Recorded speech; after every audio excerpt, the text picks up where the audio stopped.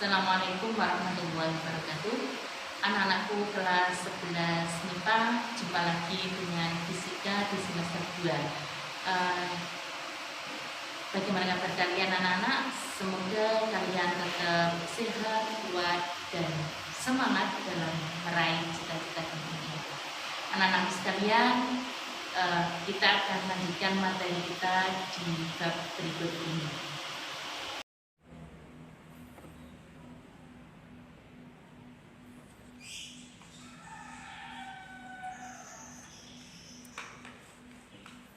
Oke, kita lanjutkan ya anak-anak. Kita akan bahas materi tentang termodinamika.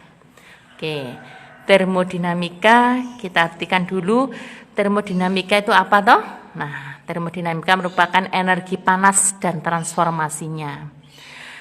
Transformasi energi nanti itu meliputi tentang hukum 1 termodinamika dan hukum 2 termodinamika. Hukum 1 termodinamika dikenal dengan hukum kekekalan energi. Baiklah anak-anak, nanti kita akan mengenal yang namanya sistem dan lingkungan. Sistem merupakan benda atau keadaan yang menjadi pusat perhatian kita. Sedangkan lingkungan merupakan segala sesuatu di luar sistem yang dapat mempengaruhi sistem secara langsung. Jadi kalian harus menyimak dan memahami tentang sistem dan lingkungan, karena ini nanti akan kita ikuti, kita gunakan sampai akhir materi. Oke, berikutnya kita bahas tentang usaha sistem pada lingkungan. Usaha pada gas. Usaha itu dilambangkan dengan, ini usaha ya, usaha dilambangkan dengan W. Nah, W persamaannya secara umum kita dapatkan W itu sama dengan P kali delta V. Nah, dari mana asalnya W? Kita harus menguraikan gaya. Gaya sama dengan tekanan kali luas penampang. Sedangkan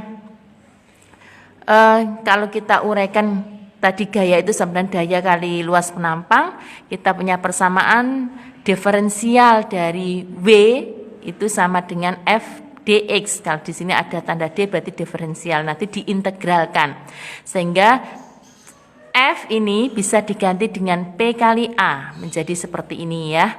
Nah, untuk menghilangkan tanda D, maka harus diintegralkan. Ini namanya integral. Ini integral P kali A kali dx. Nah, karena P ini tidak mengandung X, maka dianggap sebuah konstanta, kita keluarkan dari integral. Sehingga menjadi W sama dengan P integral A dx.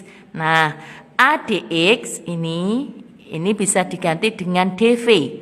Karena A kan satuannya meter kuadrat, X itu jarak satunya meter, sehingga meter kubik itu menjadi volume. Nah, sehingga menjadi W sama dengan P integral dV. dV bisa dikeluarkan dari integral itu menjadi delta V dengan batasan sini V2, V1. Nah, kalau kita masukkan delta V bisa diganti V2 min V1. Ini adalah persamaan usaha pada lingkungan. Oke. Perhatikan ya anak-anak, V1 itu volume awal dan V1 ini bisa diganti dengan V0 ya, atau V1 ini bisa, dan V2 adalah volume akhir. W itu usaha, P merupakan tekanan gas. Oke, kalau kita gambarkan grafiknya, kamu perhatikan perbedaan dua grafik ini contohnya. Grafik yang pertama itu arahnya ke bawah tandanya. Tanda panahnya. Grafik yang kedua arah tanda panahnya ke atas. Nah, ini yang membedakan adalah yang grafik pertama itu melakukan usaha, berarti W-nya itu positif. W tadi kan P kali delta V, berarti ketika kita menghitung W bisa kita hitung bisa luasan di bawah grafik. Jadi luasannya ini adalah luas trapesium. Bisa kita hitung langsung seperti ini. Tandanya adalah plus, berarti sistem ini melakukan usaha. Kalau grafik yang kedua ini juga sama, kita menghitungnya luasan di bawah grafik, tandanya adalah min, berarti dilakukan usaha. Ini kita masih membahas tentang usaha. Usaha tadi turunan dari dW sama dengan F dx atau W sama dengan integral F dx. Oke, berikutnya kita bahas tentang usaha berbagai proses pada termodinamika.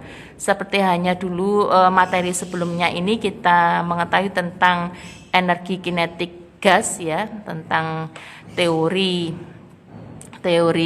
partikel gas, teori gas ya. Teori gas kita mengenal adanya keadaan isobarik, isotermal, isokorik dan adiabatik. Nah, di termodinamika ini kita juga mengenal hal itu.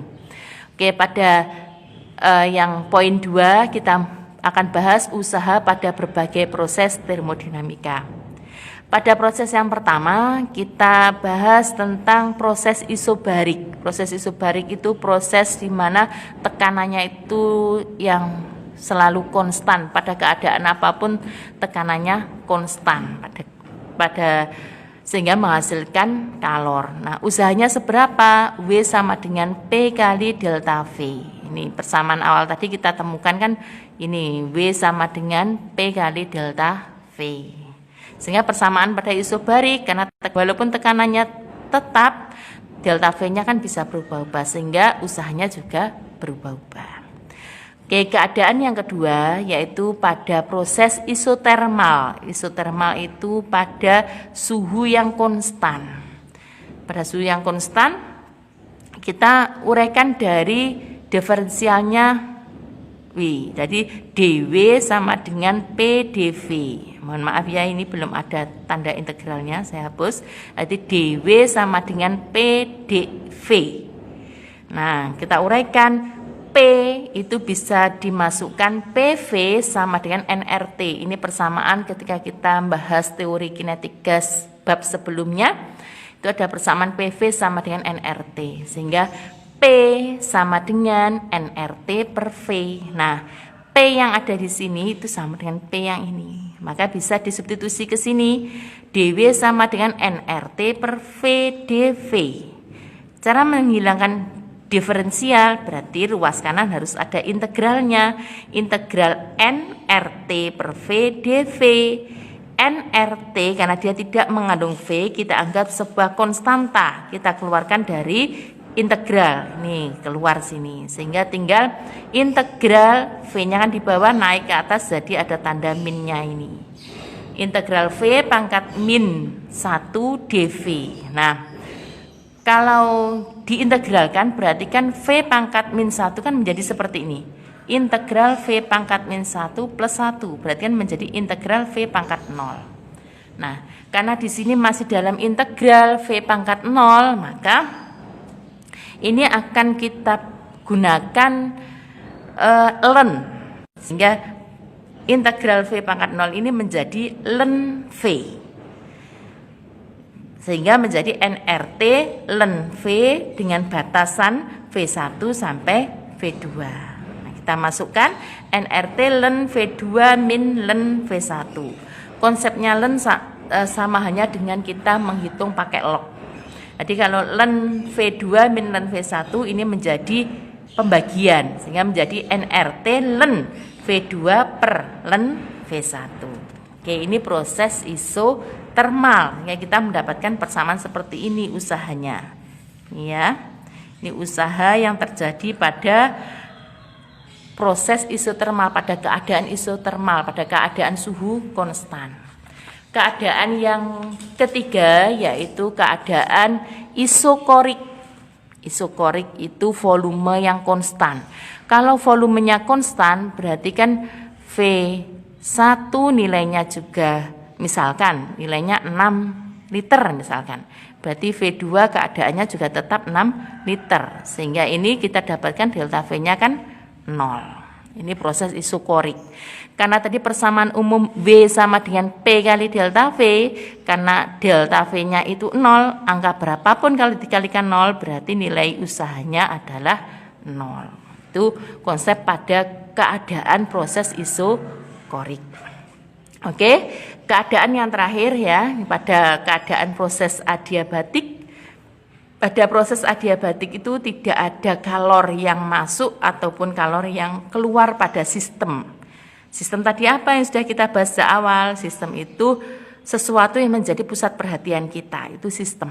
Nanti di situ tidak ada kalor yang masuk dan keluar. Tapi di proses adiabatik itu ada perubahan suhu, ada perubahan tekanan, ada perubahan volume. Sehingga ketiga hal ini, suhu, tekanan maupun volume, semuanya mengalami perubahan. Nah, bagaimana persamaan secara umum?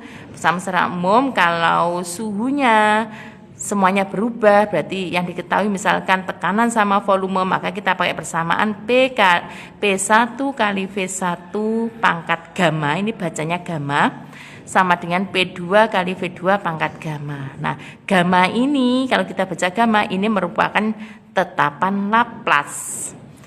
Kalau yang diketahui suhu dan volume, maka persamaannya menjadi seperti ini, T kali V pangkat gamma min 1, ini berarti T1, V1, ini T2, V2 pangkat gamma min 1. Nah, gamma itu dari mana? Gamma itu bisa kita hitung dari tekanan tetap, berarti konstanta pada tekanan tetap, dan volume tetap, atau yang dinamakan dengan CV, CP per CV. Nah, bagaimana dengan usahanya? Usaha sama dengan 1 per gamma min 1 dalam kurung P1 kali V1 min P2 kali V2. Atau bisa pakai persamaan seperti ini, tergantung komponen apa saja yang diketahui. Kalau komponen yang diketahui P sama V berarti pakai persamaan yang satu ini. Kalau yang diketahui komponen T atau suhu berarti kita pakai persamaan 3/2 N R kali delta T. Delta T kan tadi kan pada keadaan adiabatik semuanya kan berubah, berarti suhunya kan berubah dari T1 ke T2 sehingga 3/2 N R T1 min T2. Oke, berikutnya ya anak-anak kita bahas, kalau tadi kita sudah bahas tentang usaha pada termodinamika, kemudian kita sudah membahas berbagai keadaan pada termodinamika. Berikutnya kita akan membahas hukum 1 termodinamika. Hukum 1 termodinamika itu kan isinya tentang hukum kekekalan energi. Nah, hukum kekekalan energi itu tidak bisa dihilangkan. Jadi jumlah energi yang awal dengan jumlah energi yang akhir itu sama. Yang bisa hanya dirubah wujudnya, dirubah bentuknya. Itu energi itu bisa dirubah wujud dan bentuknya, tapi tidak bisa dimusnahkan. Hingga dikatakan dengan hukum kekekalan energi. Nah, pada hukum 1 termodinamika akan berlaku hukum kekekalan energi dan hubungan antara hilepas dan terima. Kalau saya gambarkan seperti ini merupakan sebuah sistem yang menjadi pusat perhatian kita. Nah, pada sistem yang menjadi pusat perhatian kita ini, dia itu akan melakukan usaha berarti dia itu memberikan usaha pada lingkungan, yang dikatakan lingkungan berarti sekitarnya. Ini adalah lingkungan, ini adalah sistem. Nah, kalau ini sistem, ini adalah lingkungan. Kalau di sini ada usaha, sistem ini melakukan usaha pada lingkungannya, maka tandanya adalah plus, positif. Kalau sistem ini dikenai usaha, jadi lingkungan itu memiliki suhu yang lebih sehingga dia itu mampu melakukan usaha pada sistem, maka sistemnya itu negatif. Nah, bagaimana dengan kalor panas? Kalau sistem itu memberikan kalor atau membuang kalor pada lingkungannya, maka tandanya min, Q-nya tandanya min. Nah, kalau sistem itu mendapatkan kalor dari lingkungan, nanti dari lingkungan memberikan panas kepada sistem, maka tandanya plus. Kalau kita uraikan seperti ini, sistem melakukan usaha, tandanya plus. Sistem menerima usaha, tandanya min. Sistem menerima kalor, tandanya plus. Sistem melepas kalor, tandanya min. Uraian ini adalah terjemahan dari gambar yang saya buat di atas. Oke. Persamaan umum, delta U berarti perubahan energi dalam. U itu energi dalam. Perubahan energi dalam pada sistem itu sama dengan kalor min usaha. Ini persamaan pada hukum 1 termodinamika. Baik, harapan saya kalian dari sini bisa memahami, bisa mencerna apa yang Bu Zul sampaikan. Berikutnya akan kita bahas hukum 1 termodinamika pada berbagai proses termodinamika, seperti hanya usaha tadi. Ada proses isobarik, ada proses isotermal, ada proses isokorik, ada proses adiabatik. Nah, kita kupas satu persatu. Pada proses isobarik, delta U sama dengan Q min W. W tadi persamaan umum sebelumnya kan kita dapatkan P kali delta V. Sehingga delta U sama dengan Q min P kali delta V. Untuk yang pada proses isotermal, pada proses isotermal kan suhunya yang konstan, delta U sama dengan Q kali W. W yang sudah kita paparkan pada persamaan usaha dengan berbagai keadaan tadi sebelumnya. W kita dapatkan kan nRT ln V2 per V1. Berarti energi dalam yang terjadi pada sistem ketika keadaan mengalami isotermal, suhu yang konstan, ini persamaannya. Berikutnya pada keadaan isokorik volume yang konstan. Perubahan energi dalamnya delta U sama dengan Q min W. Sedangkan usaha pada keadaan ini ya, usaha pada keadaan isokorik tadi usahanya kan sama dengan 0. Sehingga delta U sama dengan Q min 0. Hasilnya perubahan energi dalam itu nilainya sama dengan Q kalor pada sistem. Yang terakhir adalah proses adiabatik. Adiabatik tadi kan baik suhu, tekanan maupun volume semuanya kan berubah. Semuanya berubah sehingga delta U-nya sama dengan Q min W. Nah, pada keadaan adiabatik nilai Q-nya itu sama dengan 0. Ya, kalau kita masukkan persamaan di sini sehingga delta U itu sama dengan min W. Nah, usaha pada keadaan adiabatik tadi sudah kita dapatkan persamaan min 3/2 NR kali delta T. Ini pada keadaan adiabatik. Nah, yang kita bahas ini hukum 1 termodinamika pada berbagai keadaan. Baik anak-anak, kalian sudah memahami tentang usaha yang dilambangkan dengan W, terus kalian sudah memahami tentang delta U, perubahan energi dalam pada sistem. Berikutnya kita membahas tentang siklus. Siklus berarti sepertinya kalian membahas tentang rantai makanan, siklus makanan ya, seperti itu. Siklus yang terjadi pada termodinamika. Berarti dari proses awal akan kembali ke awal lagi dengan mengalami berbagai perjalanan. Contoh, ini saya gambarkan pada grafik ini ya, ada grafik hubungan P sama V, kemudian ada perjalanan dari titik A ke titik B, kemudian ke titik C, kembali lagi ke titik A. Ini yang dikatakan dengan siklus. Kalau kita perhatikan grafik yang ini kan dia mengalami 3 keadaan. Dari A ke B ini mengalami yang namanya isotermal, karena dia itu pada garis miring. Berarti suhunya yang dibuat konstan. Kemudian dari B ke C, yang konstan kan P-nya ini. P-nya dibuat konstan, berarti perjalanan dari B ke C ini, dari B ke C berarti mengalami tekanan yang konstan, isobarik. Nah, perjalanan dari C ke A kalau kita tarik garis lurus di sini berarti kan V-nya yang konstan. Berarti dia mengalami isokorik. Nah, kalau disuruh menghitung berapa W-nya berarti harus diuraikan pada siklus ini. Berarti ada WAB, WBC, WCA. Nanti dihitung. WAB berarti pakai persamaan mengalami isotermal. WBC mengalami isobarik. WCA berarti mengalami isokorik. W-nya adalah 0 yang WCA. Yang berarti tinggal WAB sama WBC. WAB karena isotermal tadi kan pakai NR. NRT ln V2 per V1.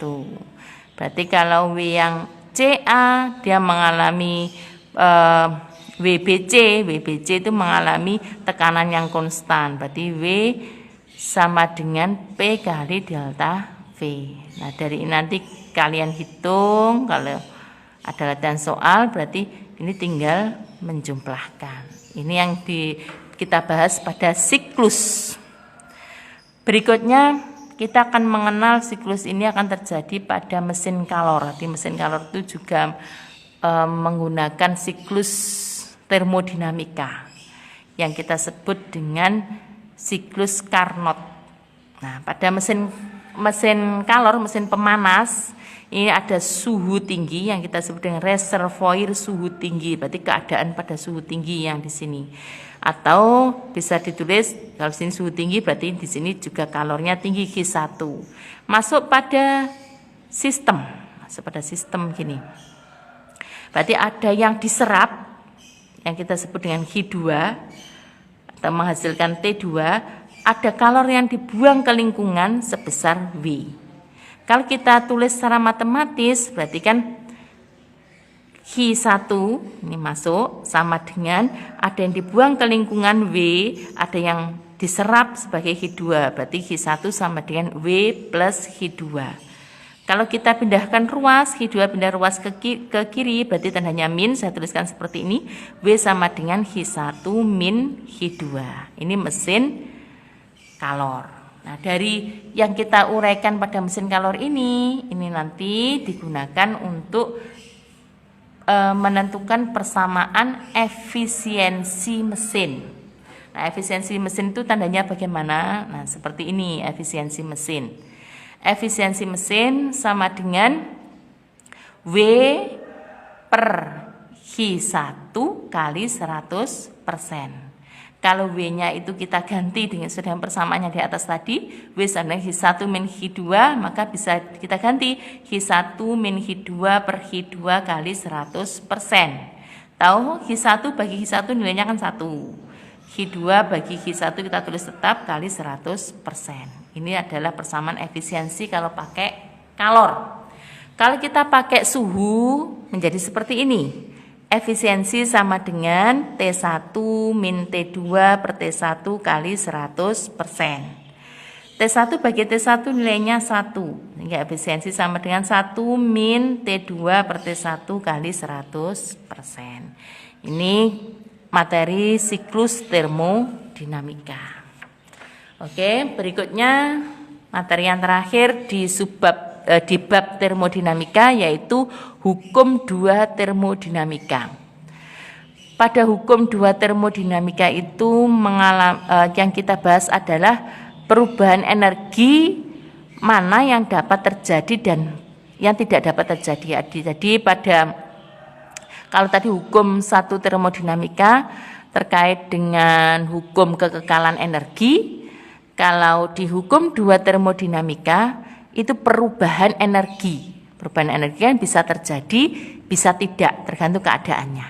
Nah, pada hukum 2 termodinamika ada 3 keadaan, yaitu hukum 2 termodinamika dalam pernyataan kalor. Jadi dalam kalor panas. Di kalor mengalir secara spontan dari benda yang bersuhu tinggi ke benda yang bersuhu rendah. Nah, semuanya kan mengalir dari suhu tinggi ke suhu rendah.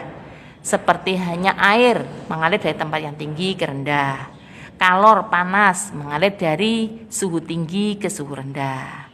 Kalau udara mengalir dari tekanan yang tinggi ke tekanan yang rendah.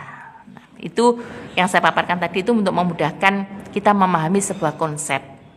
Nah, berikutnya karena tadi itu mengalir dari suhu tinggi ke suhu rendah, apakah mungkin sebuah kalor itu mengalir dari arah sebaliknya secara spontan? Nah, tentunya tidak. Harus ada syarat tertentu kalau mengalir dari suhu yang rendah ke tinggi. Ya, yang kedua, hukum 2 termodinamika dalam pernyataan tentang mesin kalor. Pada mesin kalor tidak mungkin membuat mesin kalor yang bekerja dalam satu siklus yang semata-mata menyerap kalor dari sebuah reservoir dan mengubah seluruhnya menjadi usaha luar. Nah, maksudnya di hukum 2 termodinamika ini tidak membahas pada mesin Carnot yang sudah kita bahas tadi kan mesin pemanas. Tadi yang dibahas di hukum 2 termodinamika pada pernyataan tentang mesin kalor, nanti yang dibahas adalah pada mesin pendingin. Keadaan yang ketiga yaitu hukum 2 termodinamika dalam pernyataan entropi. Total entropi semesta tidak berubah ketika proses reversibel terjadi dan bertambah ketika proses irreversibel terjadi. Nah, entropi ini akan kita bahas berikutnya, apa toh entropi itu. Nah, coba disimak entropi. Ya, paling tidak sebagai wawasan lah kalian bisa paham entropi. Entropi merupakan ukuran ketidakteraturan suatu sistem. Jadi sistem itu bisa teratur, bisa tidak teratur. Nah, ukuran tidak teratur itu yang bagaimana? Itu yang disebut dengan entropi. Kalau suhu semakin tinggi, maka entropinya semakin tinggi. Artinya, ketika sebuah sistem itu berada pada suhu yang sangat tinggi, maka molekul-molekul itu akan bergerak dengan acak yang luar biasa sehingga menghasilkan entropi yang tinggi. Pada suhu yang semakin turun, entropinya semakin rendah. Ini entropi. Kalau kita gambarkan adalah delta S sama dengan delta H per T suhu. Berarti entropi itu dilambangkan dengan delta S, perubahan jarak yang ditempuh itu tergantung dari perubahan suhu pada perubahan kalor pada sistem dibagi suhu. Nah, ini hukum 2 termodinamika. Contohnya kita bahas pada mesin pendingin. Perjalanannya pada mesin pendingin kebalikan dari mesin pemanas tadi. Kalau mesin pendingin berarti dia sistem itu mendapatkan usaha dari luar. Ini sistem mendapatkan usaha dari luar. Jadi kalau kita uraikan W sama dengan W yang masuk ke sistem, berarti ada yang keluar menjadi pada reservoir tinggi, ada yang terserap pada ada yang keluar pada reservoir tinggi didukung oleh reservoir rendah yang menuju ke reservoir tinggi. Sehingga kalau kita tuliskan persamaan ya, ini ada yang masuk sini W, kemudian ada yang ke atas ini H2, kemudian keluar pada reservoir tinggi itu H1. Berarti kan pusatnya pada H1. H1 sama dengan W plus H2. Kalau pindah ruas berarti W sama dengan H1 min H2. Ini perbedaannya pada mesin pemanas tadi. Maka kita akan mengenal KP, koefisien performasi. KP bisa kita uraikan H2 per W. Itu sama dengan H2 per H1 min H2. Atau bisa juga pakai suhu.